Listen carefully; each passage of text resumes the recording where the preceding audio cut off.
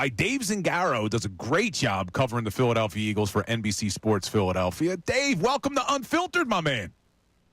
Hey, fellas. Thanks for having me. I appreciate it. Absolutely. I was reading a couple of your articles this morning, and I know this is a slow time of year sometimes for the Eagles, but you made me think with these articles, so it's always good. You're doing a good job.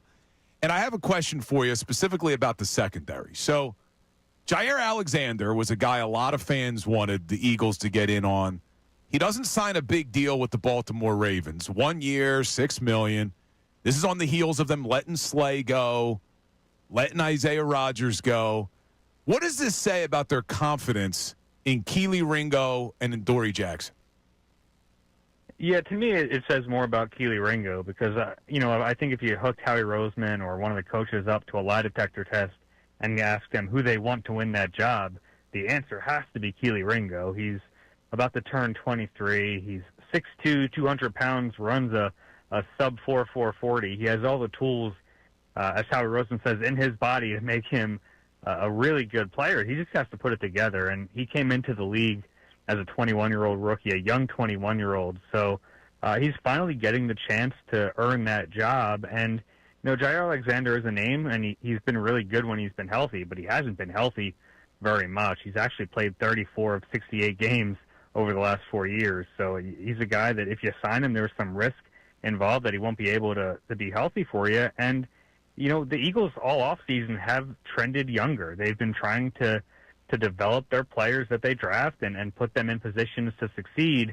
And Ringo's a guy that they were high on just a couple of years ago, and it wasn't like they weren't high on him last year, but they drafted Quinyon Mitchell, they drafted Cooper DeJean, and then they had Isaiah Rodgers coming back from suspension. And I think he played better than anyone was expecting. So I'm excited to watch Kelee Ringo in training camp and this year because I think he has the chance to be really good. I'm with you on that, man.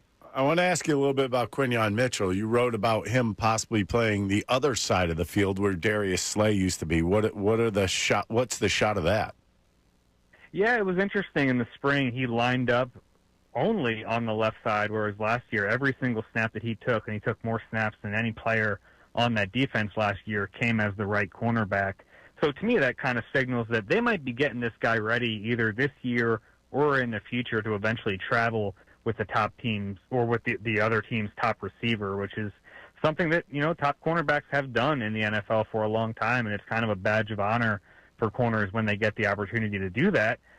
And, it could happen this year because, for the most part, Cooper DeJean is going to play inside as the nickel. It would make a lot of sense if the next corner is significantly less accomplished and less ready than Quinyon Mitchell to have him flip from side to side. So I don't think that decision has been made yet, but this is at least laying the groundwork for that. And based on what we saw from Quinyon Mitchell as a rookie, he's the caliber of corner who would be able to play both sides against the other team's top receiver for an entire game.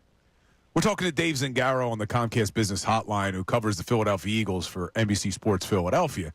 And one of the pieces of content that you've been writing over the last couple of days, Dave, is your top 25 most important players. And you've released 3 players so far. And I agree with you. Andrew Makuba, rookie, play an important role at safety. Number 24, Jahan Dotson, I agree with you. Wide receiver 3, I think he's going to have a better year this year. But then today, number 23, backup quarterback Tanner McKee. Tell us what you're thinking on that. Yeah, it's funny because this is always a weird one when we get to the backup quarterback because no one wants to see the backup quarterback play because if he's playing, it means there's an injury to the starter.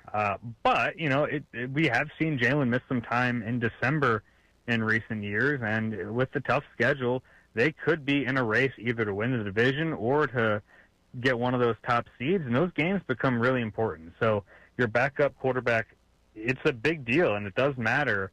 And I think they do have a good one in Tanner McKee. We haven't seen him play an awful lot. He has 45 career passes, but what we've seen has been very good. I actually think he'll be an upgrade over Kenny Pickett in that role this year. And it's funny. Every time we talk about the backup quarterback, we knock on wood. We make it known that, yes, like the best case scenario is that he doesn't play much or his only snaps come in the late stages of blowout wins. But, yeah, this is the reality of life in the NFL, right, that your quarterback is probably going to miss time here or there.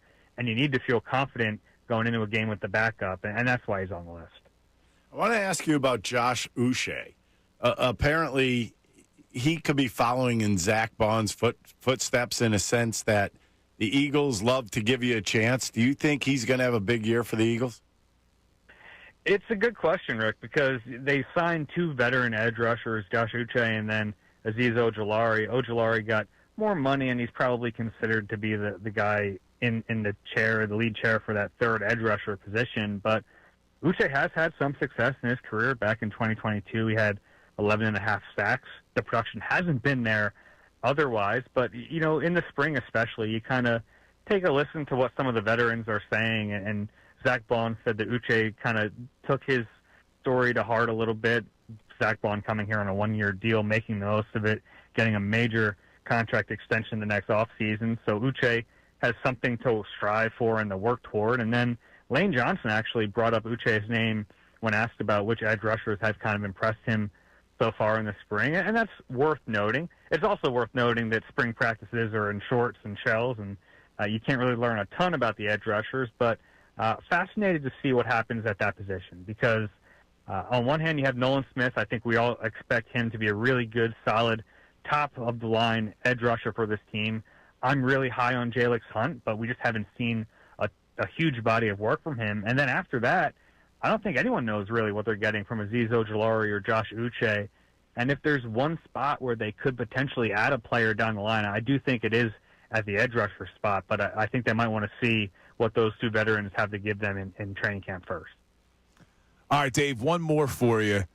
I don't want to sound like the old man yelling at the clouds here, but Cooper DeJean, kid comes from a town in Iowa that has a population of 920 people. He's now got national fame. I mean, this guy is everywhere. Everybody loves him. He was at the Kentucky Derby. He's doing a podcast. He's doing all these things. You're down at the NovaCare Complex a lot. You get to spend a lot of time talking to these players. Is this newfound fame, as you called it in your article today, is that something that Cooper DeJean's going to be able to handle? I've actually been impressed how he's handled it the whole time. Yeah, he's from a really small town, Odebolt, Iowa. No stoplights in that town. So to see him come from that, and then you're right. I mean, he's been everywhere this offseason. You can't turn your head without seeing him on TV or doing his podcast. But I think he has handled it really well. And, for a lot of these guys that are doing a lot off the field, I think there is like almost a sense of relief when they get to spring practices or when they get to training camp and they're just on the football field again, kind of where they thrive the most. I'm not going to pretend like I know Cooper DeJean like his friends or his family, but from what I've seen of the kid, he is a pretty humble young man, and he's kind of taking all of this fame in stride.